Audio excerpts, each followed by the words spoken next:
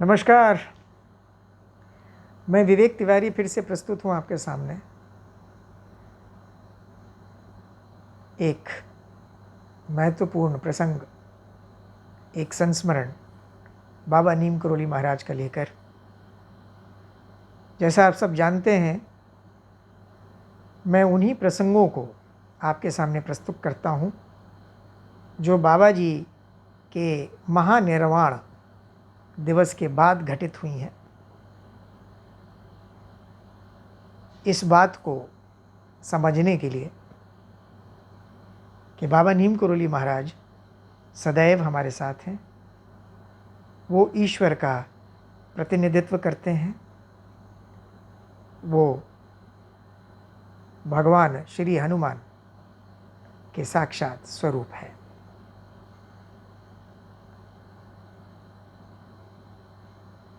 पिछले कुछ दिनों की बात है, मैं जौनापुर धाम बाबा नीम करोली आश्रम, जो बाबा जी ने, महाराज जी ने स्वयं स्थापित किया था, उसकी एक बहुत रोचक घटना भी है, इतिहास है, उसकी चर्चा करेंगे कभी।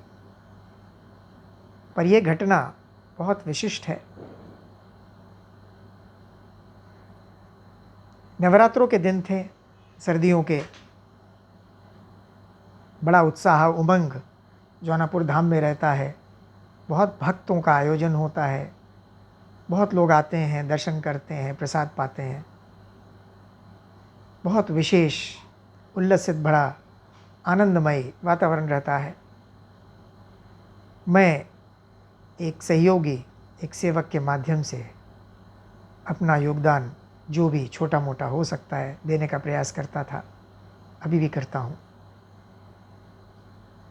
बाबा चंद्रशंकर शर्मा ने अपना शरीर 2019 को 3 जून को त्याग दिया। उसके पूर्व मुझे बड़ा सौभाग्य मेरे जीवन में रहा कि उन्होंने अपने बहुत सानिध्य दिया, प्रेम दिया, स्नेह दिया, बहुत कृपा बरसाई। बाबा नीम करोली के साथ उन्होंने अपना पूरा जीवन व्यतीत किया, पूर्ण जीवन उनकी सेवा में समर्पित किया। ऐसी घटना में मैं कुछ भक्तों के साथ व्यस्त था, उनको प्रसाद खिला रहा था। मेरे गुरुदेव बहुत ही कर्मठ, कर्मनिष्ठ, सत्यनिष्ठ व्यक्ति थे। बाबा नीम करोली आश्रम में, जौनापुर धाम में कई वर्षों से सेवा में थे। भंडारे के समय उनको किसी प्रकार की कोई भी बाधा स्वीकार्य नहीं थी, और वो कहते थे, महाराज जी की परंपरा अनुसार सभी से प्रेम, सभी को भोजन, सबकी सेवा। कहीं कोई त्रुटि निकली तो आपको दंड मिलेगा। अगर आपको सेवा करनी है तो सेवा बहुत निष्ठा से होनी चाहिए। मैं उनके कहे अनुसार अपना कार्य कर रहा था। उसी समय उनकी एक बहुत जो भीषण उनकी वाणी थी आई, और उन्होंने चिल्लाकर मुझसे कहा, विवेक कहाँ हैं?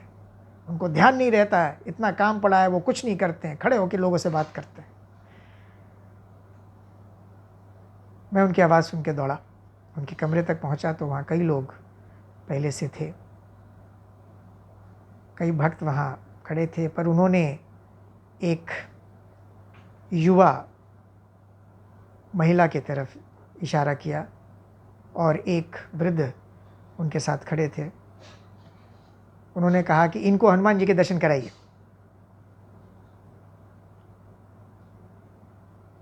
वो बाहर निकल के आए और उस महिला ने मुझसे कहा कि देखिए, मैं नास्तिक हूँ, मैं पता नहीं यहाँ कैसे आई हूँ,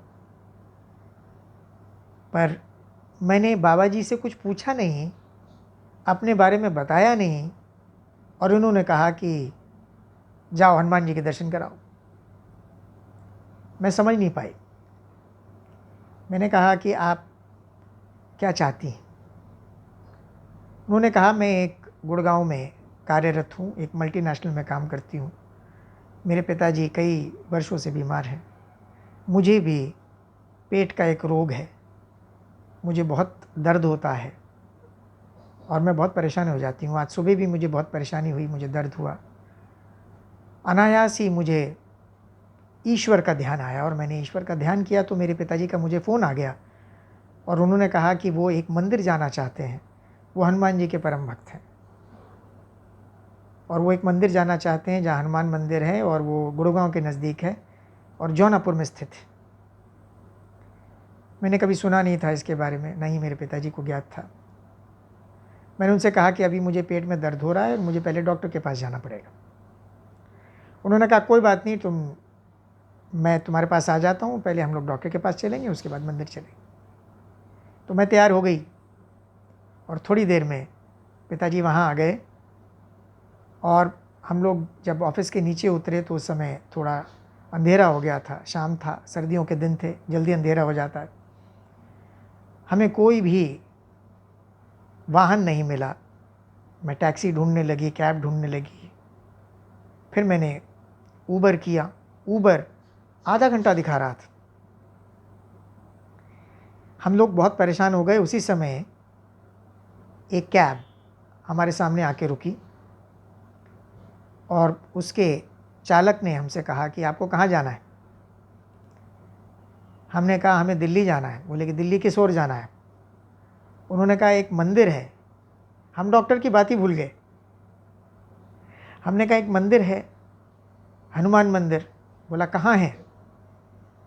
बोला जौनापुर में। बोले आप बैठिए, मैं वहीं का रहने वाला हूँ,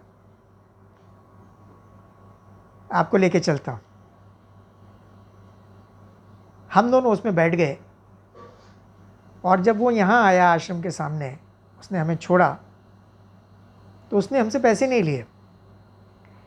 उसने कहा मैं यहीं रहता हूँ और मैं भक्त हूँ और ये सेवा है मेरी तरफ से, नवरात्र के दिनों में मैं सेवा करता हूँ। ऐसा कह के उन्होंने मुझे छोड़ा और वो आगे चला गया। मेरा खिंचाव इस कमरे तक आया।